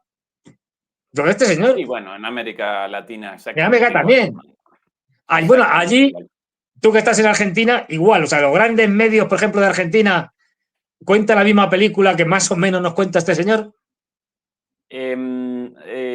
Obviamente que sí, solo que la guerra en Ucrania muy lejana, pero aquí la narrativa, Estados Unidos, la única potencia del mundo, la única salvación para América Latina, una sumisión obsecuente y genuflexa como la de Milei, y todos juntos con papá Estados Unidos. Esa es la narrativa de todos, prácticamente todos los medios de comunicación, a pesar de el declive evidente, la decadencia mortal de Estados Unidos y su situación prácticamente al borde de una guerra civil, por cierto, que di ayer con la victoria de Mamdani en Nueva York. Pero a propósito de Estados Unidos, Fernando, esto todavía más importante. Vamos allá. Estas, las imágenes, las últimas imágenes difundidas por Estados Unidos 5 años atrás, en 2020, si no recuerdo mal, de una prueba de la prueba de un misil nuclear, Minuteman 3, sí, yo lo digo, sin cabeza nuclear, naturalmente. Una de las pruebas de los misiles sin cabeza nuclear. Y el día de hoy, los estadounidenses, las Fuerzas Armadas estadounidenses, realizaron el anuncio de una nueva prueba de este misil llevado a cabo sin cabeza nuclear. Realizaron una prueba, según las Fuerzas Armadas estadounidenses, realizaron una prueba de este misil de los años 70, por cierto, sin cabeza nuclear, en el contexto de las idas y vueltas de Trump con esto de vamos a comenzar nuevamente las pruebas nucleares con cabezas nucleares, no como esta, esta del misil sin la cabeza nuclear.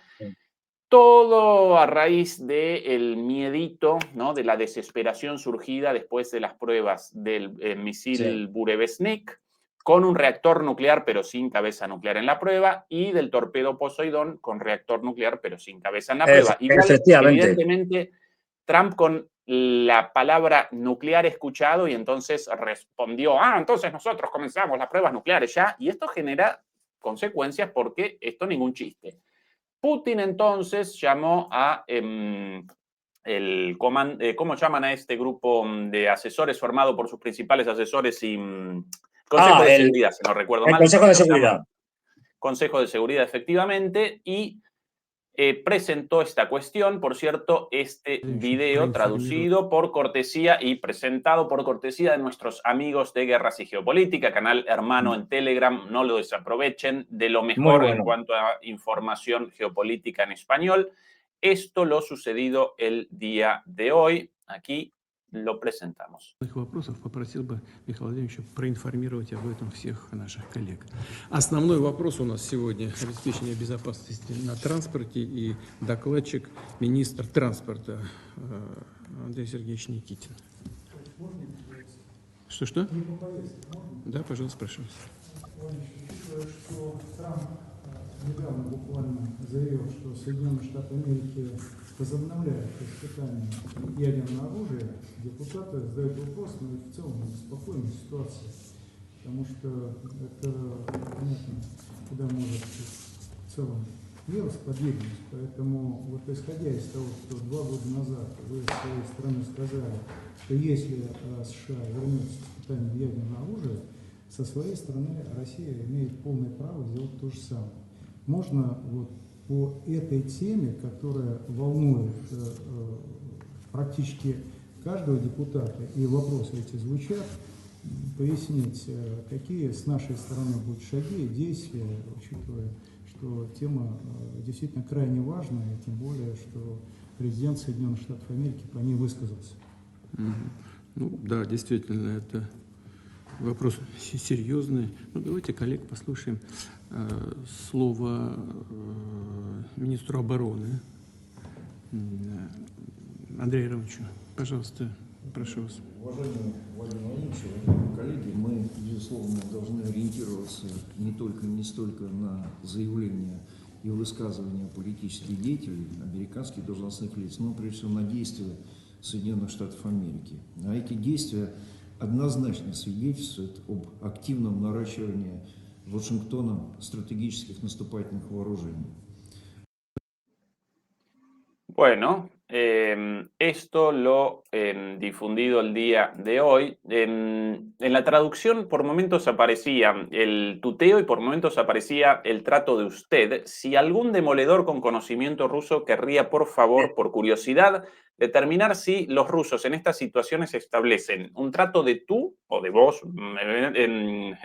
alternativamente, o de usted, porque por lo menos en Alemania, impensable el tú en una cuestión de esto. Todo señor Putin, señor...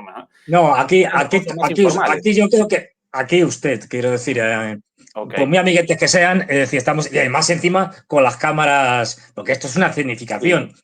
Es decir, quiero decir, sí, bueno, pero los estadounidenses, Fernando, por lo menos con el estilo contrario, esto de hey Pete, hey Donald, hey Pete, claro, sí, ¿no? Sí, esto de, sí, efectivamente, es decir, Donald Trump se dirigía a ver, Marco y tal, Pete, no sé qué, claro. ¿Qué hay? Pero no, esta gente son mucho más serios y más formales, y en este tipo de cosas ni se les ocurre encima por la televisión delante y tal. No, y si te ves todo muy formal, persiguiendo a Putin, diciendo, a ver, según tú y tal, este que ha hablado primero es Volodin, Vyacheslav Volodin, es el presidente de la Duma, del Parlamento ruso, y en tanto que presidente forma parte del Consejo de Seguridad. Y yo le conozco personalmente, a colgarme una medalla, es decir, hace años, porque en un congreso, lo típico, es decir, que me invitaron y tal, pues estaba en la cena de gala que dan a los invitados, pues me hice una foto con él, a ver, intercambié 3 palabras con traductor, pues no me entero. Y me hice la foto, un poco la foto y tal, Y bueno, pues estoy con el presidente de la Duma. Pero vamos, más allá de esto, postureo, para que nos entendamos. Bueno, pues peso pesado, Volodin, y le está más o menos diciendo de manera muy fina que los diputados quieren línea dura. No se lo dice así, evidentemente, muy diplomático y tal, pero que están muy preocupados, que tal. Pero es verdad que lo que estamos viendo, por eso, a ver, los diputados también se pueden permitir declaraciones que sabiendo que ellos no toman las decisiones, es decir, que pueden ser más duros. Ha salido alguno diciendo directamente hay que mandarles unos cuantos Oresnik, tal cual, a los occidentales para que se enteren. Son diputados, ya digo, bueno, no depende de ellos, con lo cual se lo pueden permitir el decir estas cosas en público. Pero sí que hay una preocupación, pero una preocupación por lo siguiente, porque esto, como siempre, es un intento por parte de Estados Unidos de presión sobre Rusia, también sobre China, es decir, haciendo una prueba de misil nuclear de cara a las famosas negociaciones que no han empezado, pero que se supone que algo habrá de renovación del New START o no renovación. Es decir, porque lo que tenemos ahora es lo siguiente, el New START, que es un tratado, el último gran tratado que queda tanto de armas nucleares como de armas convencionales. Los norteamericanos desde el 2001 se han ido saliendo uno tras otro de todos los tratados y el último que queda es el más importante. Es el tratado que regula el número de cabezas nucleares y de cohetes que tienen que tener tanto Rusia como Estados Unidos en un proceso de desarme que viene desde en concreto desde la época de Obama. Pues bien, esto ha hecho que aproximadamente ambas partes tengan unas 1.600 cabezas nucleares. Ojo, es el final de un proceso de reducción de armamento nuclear. ¿Vale? Sí, de armamento nuclear. Cabezas nucleares desplegadas. Esas las cabezas desplegadas, sí, almacenadas tienen más, desplegadas. Almacenadas tienen más y tal, pero bueno, en diferentes situaciones. Las tienen para que estén operativas muy rápidamente y otras para que tardarían más. Es decir, dependiendo de los acuerdos, pero desplegadas. Ojo, en el momento más álgido de la Guerra Fría, finales de los 70, principios de los 80, por ahí, tenían más o menos unas 30.000 cabezas cada uno. 30.000. Sí, o sea, para destruir un montón de veces la Tierra. Bien, a pesar de la fanfarronada de Trump que ha ido diciendo en los vídeos y tal, no, es que somos la potencia nuclear más grande del mundo y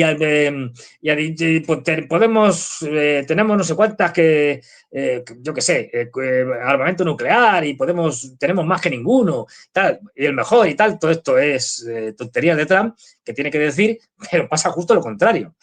Ahora Estados Unidos se encuentra en una posición de desventaja. ¿Por qué? Porque aunque la cantidad está regulada por el tratado, la calidad no.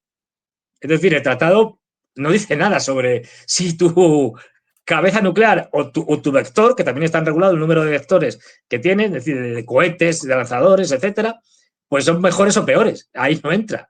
Es decir, y ahora mismo los rusos, aunque hay esta relativa paridad en cantidades, pero en calidad superan a los norteamericanos, pero vamos, muy de lejos, que tienen, como hemos visto, una tríada nuclear muy obsoleta. Los Minuteman es un diseño de los años 60, del 62, creo. Es decir, esto ya se ha visto. El lanzamiento que ha habido ahora, estos son normales, quiero decir, tanto rusos como norteamericanos, de vez en cuando hacen lanzamientos de misiles nucleares sin cabeza nuclear, se informan para que no haya malos entendidos y esto, bueno, forma parte de pruebas y ensayos que se hacen para ver cómo responden las capacidades nucleares de cada país. Hasta ahí, puede que esta estuviera programada con mucha antelación o puede que la hayan acelerado, no lo sabemos. Pero sobre todo lo del anuncio de que vamos a hacer pruebas nucleares, aquí hay que decir varias cosas. Primero que es un intento de presionar a los rusos y ya digo también a los chinos porque Trump quiere negociar un posible acuerdo tanto con rusos como con chinos Es decir, y los chinos dicen que no, esto ahora entraremos, pero es un intento de presionar, digamos, a los rusos. Los rusos ya lo han dicho, es decir, incluso antes de esta reunión del Consejo de Seguridad, si hay pruebas nucleares por parte de Estados Unidos, nosotros responderemos con pruebas nucleares. De hecho, ha dado la orden en este Consejo de Seguridad Putin de que se hagan los preparativos necesarios. Ya se había dicho anteriormente, pero la han vuelto a dar, digamos, los preparativos necesarios para que se pudiera hacer un ensayo nuclear en poquísimo tiempo. De hecho, ya llevan haciéndolo hace tiempo. Esos preparativos, y yo creo que están prácticamente todo preparado, todo hecho, para que cuando Putin dé la orden se haga un ensayo nuclear en Nova Zembla. Es decir, en una isla que hay en el Ártico donde se han hecho bastantes pruebas nucleares. ¿Qué pasa con los norteamericanos? Y esto ha habido mucho revuelo y mucha gente que dice, bueno, a ver, hay que tener en cuenta una cosa, que tanto rusos como norteamericanos no hacen una prueba nuclear desde los años 90, porque hicieron un acuerdo sobre la prohibición de pruebas nucleares, etcétera. Todos tenían simuladores, entonces se han dedicado a hacer pruebas en simuladores, pero no pruebas reales. Han pasado, la última no me acuerdo, creo que no me acuerdo quién fue, bueno, los últimos fueron los franceses. 92. Y estos son 92. No, pero esto es el 92. El 92. El acuerdo del 96 y la prueba de Francia en el atolón de Muroa. Muroa o algo así, sí. Sí, unos 90 años después, y muchos. pero no mucho más. Vamos, sí. Que fueron los últimos. Porque todo el mundo les criticaba diciendo, pero hombre, tal. Después los norcoreanos, pero bueno, como una cosa distinta. Eso ya, pero eso ya van por libre, es decir, eso ya van por otro lado. Entonces, claro, ahora, salvo que hayan hecho muchos preparativos, cosa que no parece, esto de que han pasado más de 30 años de que se ha hecho una prueba nuclear. No hay ahora mismo, digamos, las condiciones para decir, venga, la semana que viene hacemos una prueba nuclear. No. Esto no funciona así. Tienes que ir donde decidan hacer la prueba nuclear, el desierto de Mojave, donde quieran, no tengo ni idea. Es decir, preparar todos los sistemas, porque esto no es cuestión de lanzar una bomba y ya está. Preparar todos los sistemas para hacer mediciones del efecto que causa, de si funciona bien, mal, es decir, un montón de cosas que no se improvisan y que no se hacen desde hace más de 30 años. Es decir, que seguramente ya casi no queda ninguno de los ingenieros, de los especialistas nucleares que se dedicaban a esto, que están jubilados. Es verdad, esto parece una tontería, pero es así. Es decir, de hecho, por poner un ejemplo, todos conocemos el Saturno V, el famoso cohete que llevó a la nave Apolo a la Luna. Bueno, si ahora quisiéramos hacer un Saturno V tal cual, habría problemas, porque no queda nadie vivo de los que trabajaron en el proyecto del Saturno. Y los planos, bueno, pues habría que buscarlos en los archivos y tal. Quiero decir que no es tan fácil. Yo no creo que esté Estados Unidos en disposición, ya digo, salvo que tuvieran preparativos ocultos y tal, pero bueno, que esté en disposición de hacer una prueba nuclear en mucho tiempo. Mucho tiempo entiendo varios meses, mínimo. Es decir, que aunque ahora diga Trump, o sea, ya digo, salvo que hayan estado ocultando trabajos y tal, que no creo, porque por el cambio de administración Biden estaba por otras cosas, o sea, que no creo que haya tenido tiempo en los 10 meses que lleva más o menos Trump en hacer de este tipo de cosas, pero esto lleva tiempo. Es decir, entonces, bueno, por el momento es más un deseo que una realidad, porque aunque diera la orden mañana mismo, esto no se podría hacer.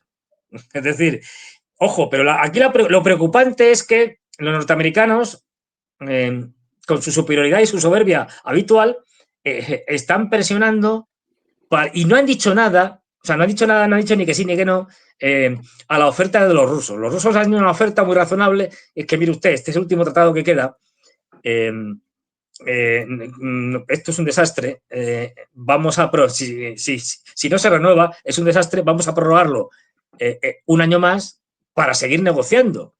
Y los norteamericanos, Trump todavía no ha dicho ni sí ni no. Porque están utilizando este tipo de cosas para presionar. Sí, recién declaraciones fresquitas de Trump, pero de estas así tiradas porque sí.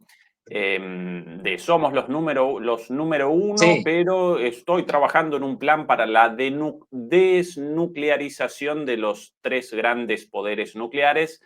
Bueno, así como tirado lo de las pruebas nucleares Sí. hace una semana, ahora tirado esto. Bueno, Claro, es que o en serio o no. a ver, esta es la estrategia de Trump, pero también en el primer mandato de Trump. Lo que pasa es que aquí sí que hay una diferencia entre los demócratas y los republicanos, o por lo menos los trumpistas. Trump se negó a renovar el New START, a prorrogarlo. Y dijo que él no entraba en negociaciones si no era 3 bandas, si no incluíamos a los chinos. Los chinos dijeron que no, que ni de coña, que en ese momento tenían unas 300 y pico cabezas nucleares y que ellos no eran una gran potencia nuclear como Rusia y como Estados Unidos. Me acuerdo una respuesta muy buena del portavoz, creo que era de Exteriores, en ese momento, que dijo, y esto es lo que están haciendo, que dijo directamente, mire usted, nosotros no es que no queramos negociar un tema de este tipo de desarme, pero claro, es que partimos de puntos iniciales distintos. Esto no es lo mismo tener 1.600 que tener 350, de las cuales operativas. Además, en el depósito, Estados Unidos con 5.000 y Rusia con 5.500. Claro, efectivamente. Acá las palabras de recién, Fernando. Esto hace minutos. Department of Defense to the Department of War. Forma de hablar del tipo. Cambiamos el nombre del Departamento de Defensa al Departamento de Guerra. Sí. La forma de hablar de él. And la gente aplaudiendo ahí. Well, if you think about it, after the Second World War, they changed it to defense, right? So we won the first. Si piensas al respecto, después de la Segunda Guerra Mundial fue cambiado a Departamento de Defensa. Pero World War, we won the Second World War. Nosotros ganamos la Primera Guerra Mundial, ganamos la Segunda Guerra Mundial. We won everything in between and everything before, never lost a Ganamos todas las guerras en el medio y todas las guerras anteriores. war. We still don't lose wars. We just sometimes we don't fight to win. You know?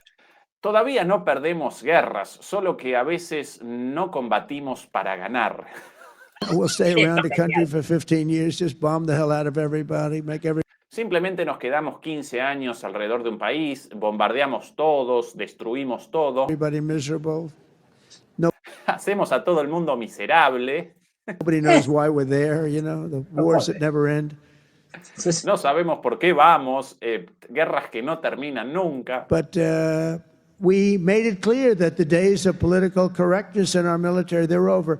We don't want to. Pero dejamos claro que los días de la corrección política en nuestras Fuerzas Armadas se terminaron. Get into wars. I rebuilt the military. We have the strongest military by far in the world. We make the best equipment, the best.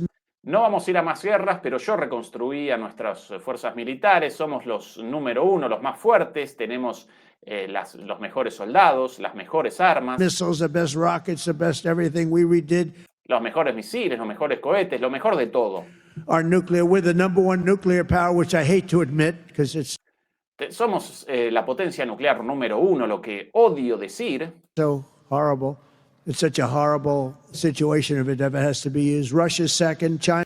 Porque es una situación horrible. Rusia son los segundos, China los terceros. Esto ya he dicho 1000 veces, aunque fácticamente incorrecto, pero bueno. Sí, pero A qué maldad. distant third, but they'll catch us within 4 or 5 years. They want to Pero los chinos nos alcanzarán en 4 o 5 años. catch us, and they'll be able to catch us. And we're maybe working on a plan to denuclearize the 3 of us. So we'll see if that works. Y estamos trabajando en un plan para desnuclearizar a nosotros, a las 3 grandes potencias, a nosotros 3. But we have the strongest military anywhere in the world by far.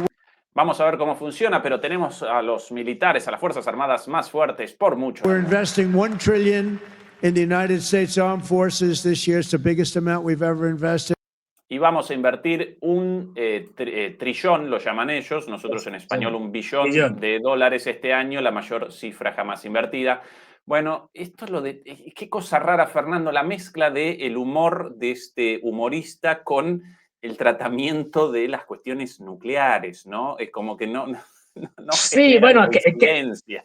a ver, esto, si no supiéramos que este señor es Donald Trump y que es el presidente de Estados Unidos y nos lo presentaran por primera vez, pues pensaríamos que esto es un show cómico. Es decir, pero es que este señor es así, quiero decir, no olvidemos que aunque digan que este señor fue un empresario de éxito y tal, nada, de empresario de éxito cero. Es decir, tuvo un montón de quiebras. Lo único que sí tuvo Ganamos todas éxito, las guerras. Bueno, sí, algunas digo no las que, ganamos, pero no las ganamos porque no queremos. ya, no, ahí está, somos más fuertes igual.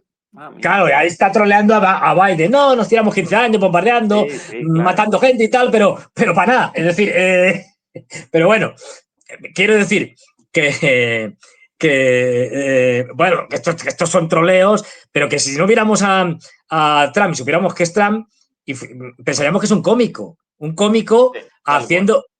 Porque bueno, pues bueno, esto es lo que hay, este es el nivel de los políticos occidentales, es lo que tenemos. Ahora bien, Fernando, sí que hay una cosa. No, pero vamos una a cosa sí redondear que. porque, bueno, rápido Muy porque rápida. comienza Eduardo, Sí, por favor. muy rápida, muy rápida. Lo que iba a decir, ha vuelto a contar lo de los chinos. Es decir, la clave es que quiere que los chinos entren en un proceso de desarme. Los chinos, como sabían que esto con los republicanos, con Trump en concreto, iban a tener problemas, lo que están haciendo es aumentando ahora mismo su capacidad nuclear y se cree que tienen ya unas 600 cabezas nucleares y que para el 2030 tendrán unas 1000. Y esta es la clave de la enjundia, pero esto es una profecía autocumplida. O sea, tú has obligado a los chinos a que tengan más cabezas nucleares porque quieres meterlos en el proceso de desarme. Efectivamente, bien. Sobre el final, para redondear, y por cierto, esta nuestra última transmisión desde Buenos Aires. Yo mañana en vuelo todo el día, el viernes de nuevo todo como de costumbre, la vuelta de Juan Antonio Aguilar, después de un largo viaje por Asia, y el viernes, bueno, vos también, Fernando, después de nosotros.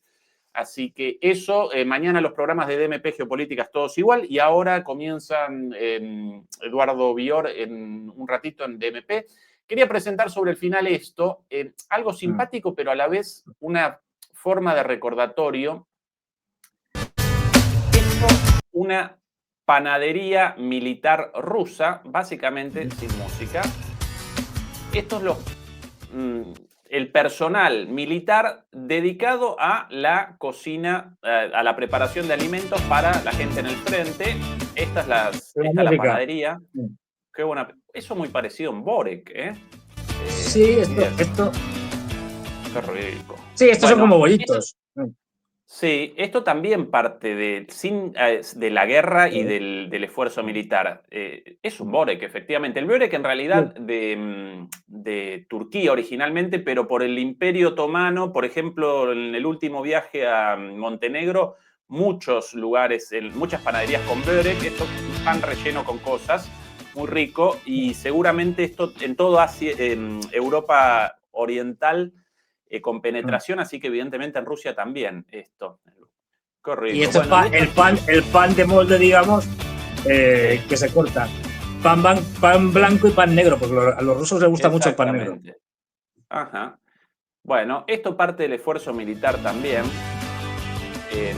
Por eso lo queríamos presentar. Si uno quiere fuerzas armadas en una guerra como esta, necesario todo esto, ¿no? Fíjate, es que lo que hablamos siempre.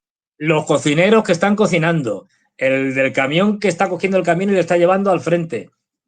La logística. La mayor parte de tu ejército se dedica a esto, no a pelear, no a pegar tiros, para entendernos. Esta es la clave. Quien tiene una logística mejor es el que gana.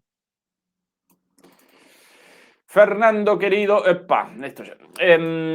un placer como siempre. Igualmente. Nosotros de vuelta juntos el domingo, pero el viernes antes nosotros con Juan Antonio Aguilar y vos el viernes en DMP Geopolítica con tu propio programa, ¿verdad? Esa es la programación. Efectivamente.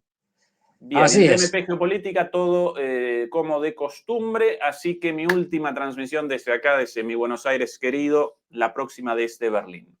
Querido Fernando. Yo cantaría aquello de muy Buenos Aires, querido, pero si empiezo a cantar va a volver a llover porque canto fatal, horrible. Es decir, pero bueno. Abrazo, querido Fernando. Venga, hasta luego. Chau, chau.